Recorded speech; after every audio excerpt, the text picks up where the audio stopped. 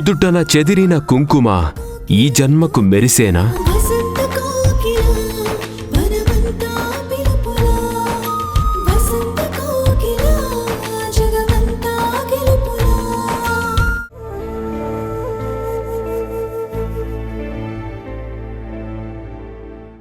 అన్ని విషయాలు డాక్టర్తో క్లియర్గా చెప్పావా? ఇంతకీ డాక్టర్ ఏమన్నారు? ప్రత్యేకించి ఏమీ చెప్పలేదు. వేణుగోపాల్ని చూడాలి అన్నారు. మీ హరి అని ఆ డాక్టర్తో మాట్లాడారా? చికిత్స ఇస్తే నయమైపోతుందని డాక్టర్ అన్నారట. వేణుగోపాల్ నీతో ఏదైనా మాట్లాడా? నాతో మాట్లాడలేదు. నన్ను తీసుకువెళతానని మా అన్నయ్యతో అన్నారు.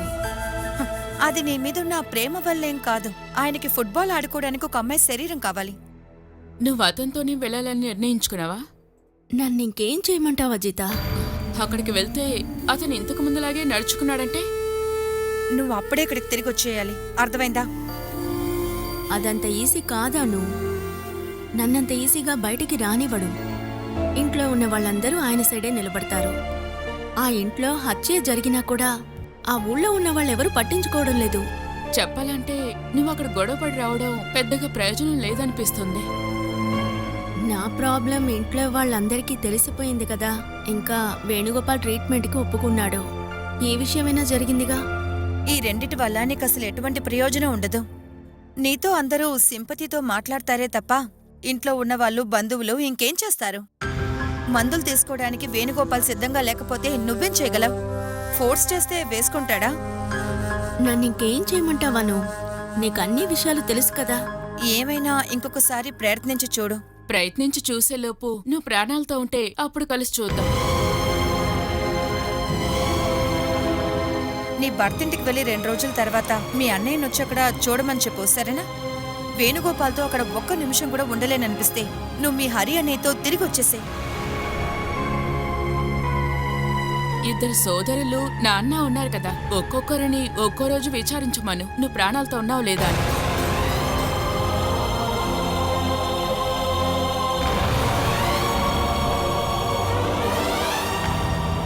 అయ్యో, మీరు నన్ను ఏం చేయకండి. అయ్యో, ఇది మన బిడ్డ. ఏమండి?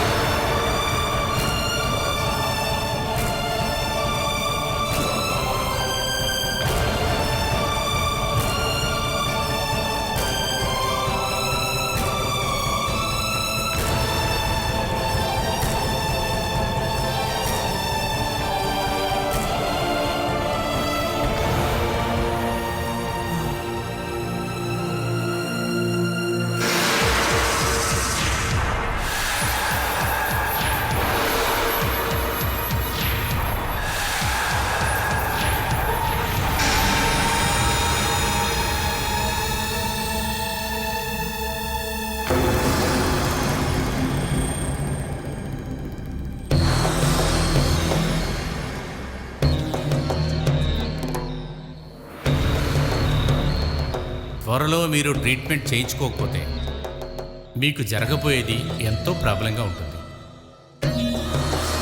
ఒకటి, మీరు హంతకుడవుతారు, లేకపోతే మీరు ఆత్మహత్య చేసుకుంటారు.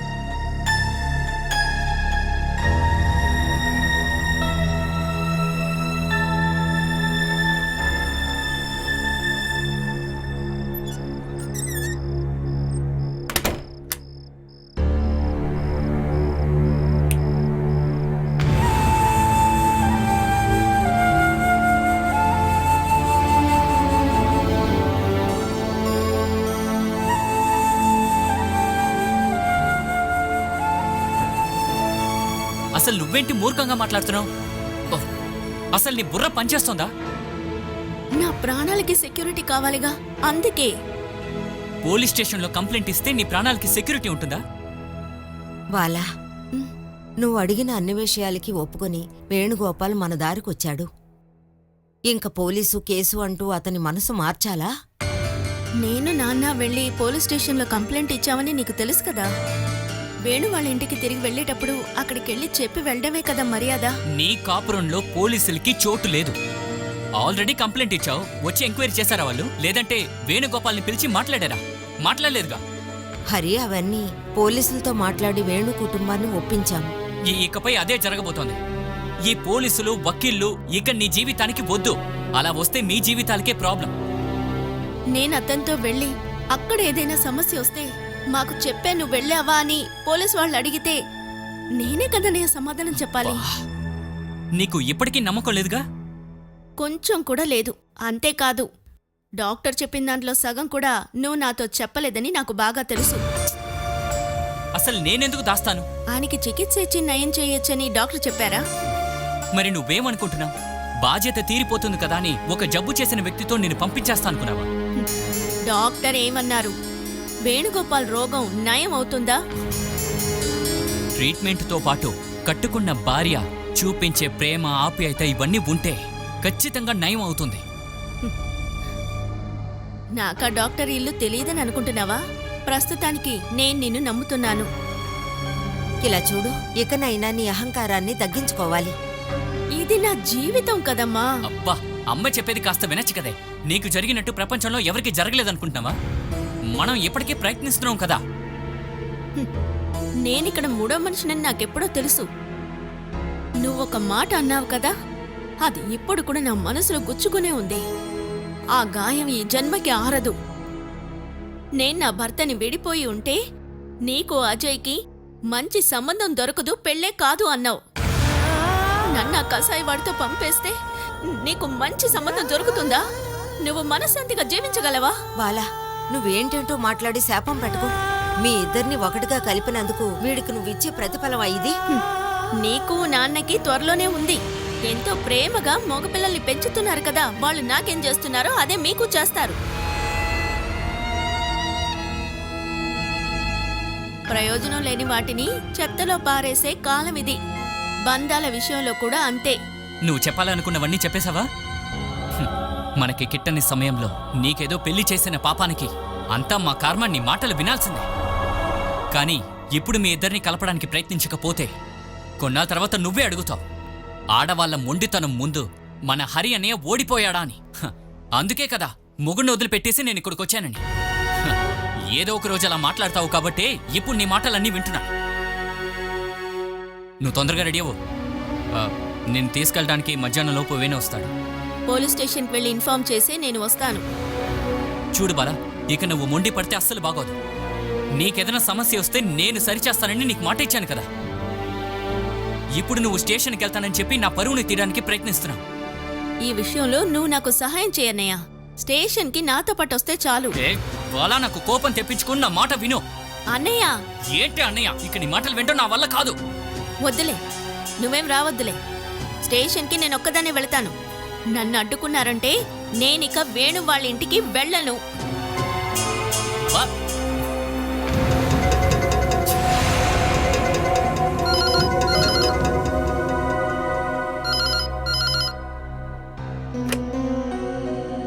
హలో హలో, బాలసుధా ఇల్లే కదా? నేను సతీష్ని, వేణు వాళ్ళ అన్నయ్యని. మేము అక్కడికి రావాలనే నేను ఫోన్ చేస్తానండి. వేణుగోపాల్ ఇంటి నుంచి వాళ్ళు వస్తున్నామని చెప్తున్నారు. హలో, నేను బాలా అన్నయ్యని, హరి. ఆ, నేను సతీష్ని. మేము అక్కడికి రావడానికి బయలుదేరుతున్నాం. మీరు రావద్దు. రావద్దా? ఏదైనా సమస్య ఉందా?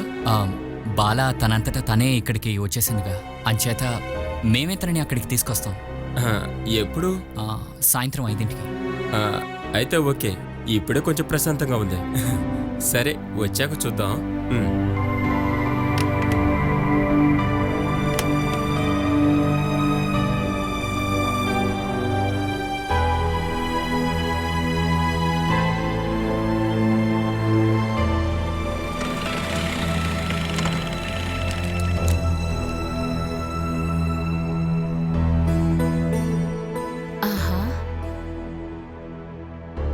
ఇంత త్వరగా వచ్చారేంటి?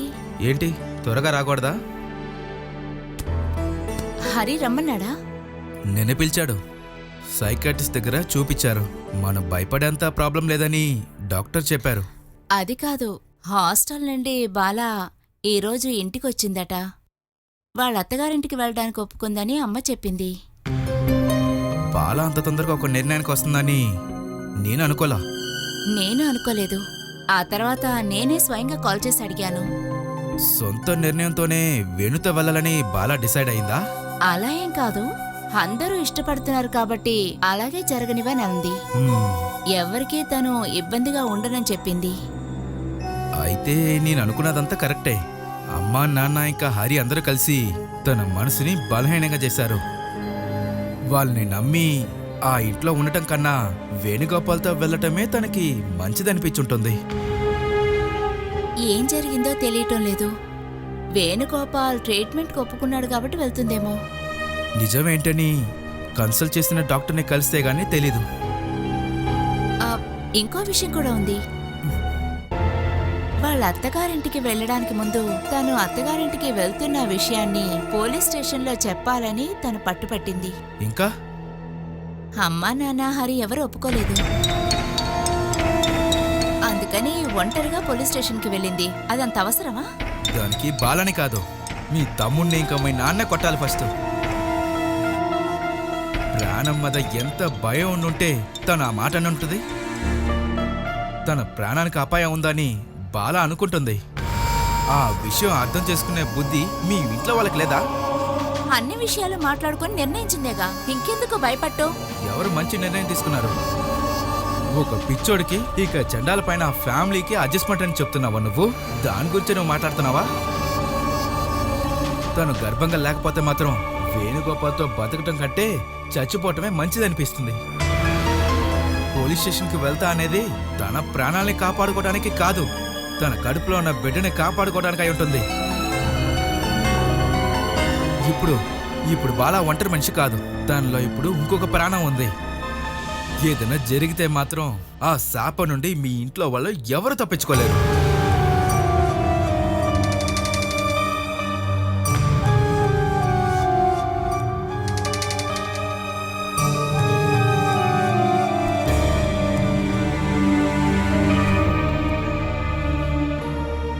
నేను రెడీ. ఆయన ఎప్పుడొస్తున్నారు? ఆయన రావట్లేదు.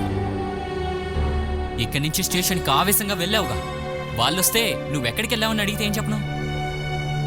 అన్ని విషయాలు మాట్లాడుకున్న తర్వాత నువ్వు మళ్ళీ పోలీస్ స్టేషన్కి ఏదో రక్షణ కోసం వెళ్ళావంటే అసలు వచ్చిన వాళ్ళు ఏమనుకుంటారు?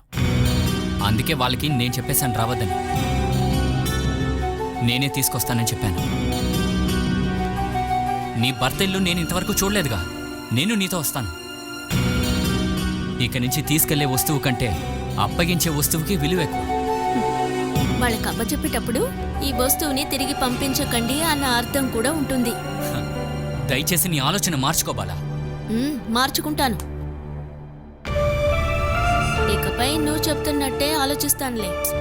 బాలా, మా మీద ఉన్న కోపంతో నీ జీవితాన్ని నువ్వు పాడు చేసుకో. ఒకటి పాడవుతేనే మిగతా వాటికి ఎరువవుతుందని నీకు తెలీదా? ఆ విధంగా నేను పాడైపోతే మిగతా వాళ్ళకి ఎరువవుతుంది. వెళదామా? అమ్మకి నాన్నకి చెప్పాలిగా. చెప్పాలి. చెప్తాను. ఇప్పుడే వెళ్ళి చెప్పేసిరా. ఈలోపు నేను బట్టలు మార్చుకుని వస్తాను. ఆ బ్యాగ్ నేను తీసుకొస్తాను. అరే అన్నయ్య, నువ్వు కష్టపడాలనేం లేదు. నేనిక్కడికి ఒంటరిగానేగా వచ్చాను. నేను మళ్ళీ ఒంటరిగా వెళ్తాను. అక్కర్లేదు. నీ రక్షణ కోసం బాగోగులు చూసుకునే వ్యక్తులు ఉన్నారని అక్కడ వాళ్ళకి తెలియాలి. అన్నయ్య వచ్చాడు, అమ్మా నాన్నలు రాలేదేంటని అడిగితే వద్దులే అన్నయ్య, వస్తే నీ మర్యాదే పోతుంది. నా చెల్లిని తన భర్తకి అప్పగించడానికే నేను వస్తాను అంటున్నాను. అక్కడ వాళ్ళందరూ నీ మనసును నొచ్చుకునేలా ఏదైనా మాట్లాడితే ఆ తర్వాత ఒక్క క్షణం కూడా నిన్నక్కడ ఉండనివ్వు. ఏది ఏమైనా నువ్విక మోసపోవులే. ఇప్పుడు లీవులో వచ్చినందువల్ల చెల్లెల్ని చివరిగా చూసుకునే భాగ్యం నీకు దక్కింది. అలాగే నాకు కూడా.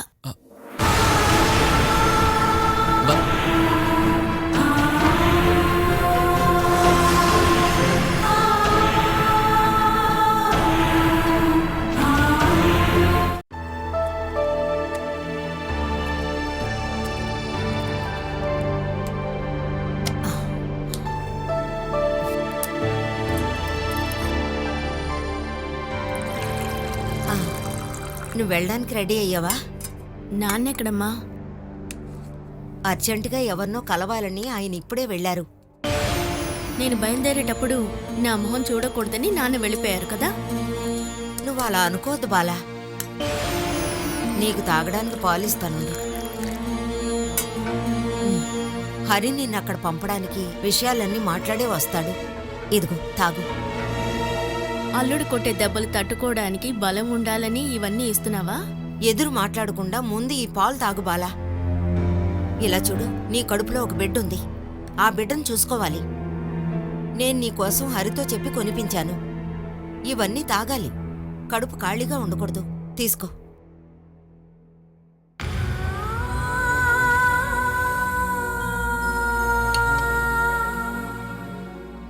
ఇవన్నీ నేను వెళ్ళేటప్పుడు తీసుకెళ్ళడానికా? ఇవన్నీ తీసుకువెళ్తాననుకుంటున్నావా? ఎక్కడి నుంచి వచ్చింది సడన్ గా ఈ ప్రేమ? ఇప్పుడు నేను చేసింది తప్పుగా తెలుస్తోందా? ఎన్ని రోజులు హాస్టల్లో ఉన్నాను. కొంచెం పచ్చడైనా నాకిచ్చి పంపించాలని నీకు అనిపించిందా? నీకక్కడ బానే ఉందా అని ఒక్క మాట అడిగావా?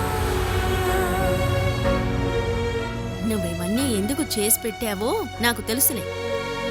కూతురు కోసం ఏదో చేసి పెట్టావన్న మనశ్శాంతి కోసం.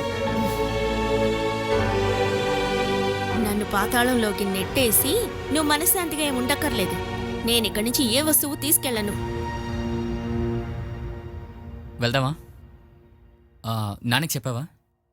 వెళ్ళేటప్పుడు నా మొహం చూడకూడదని బయటికి వెళ్ళారులే. కూతురు వెళ్ళిపోయే దుఃఖాన్ని తట్టుకోలేరు కదా. ఏదో అర్జెంటు పనుందని ఆయన బయటికి వెళ్లారు. నాన్న అవసరమైనప్పుడు పారిపోయే తండ్రిని మెచ్చుకోవాల్సిందే.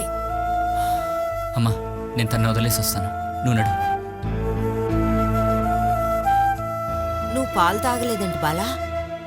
అది నువ్వు తాగు, లేకపోతే అదే వస్తాడు. ఇవ్వు. బయలుదేరుతున్నాను.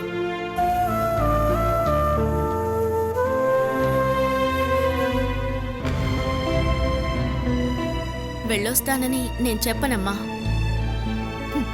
అలా చెప్తే మీకు నచ్చదుగా.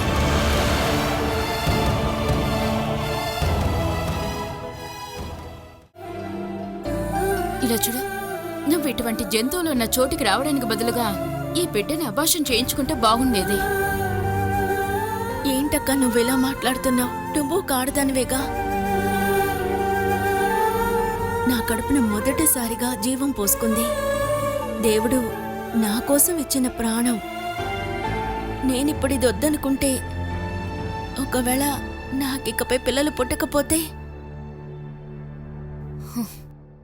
ఈ బిడ్డ దక్కుతుందని నువ్వు అనుకుంటున్నావా?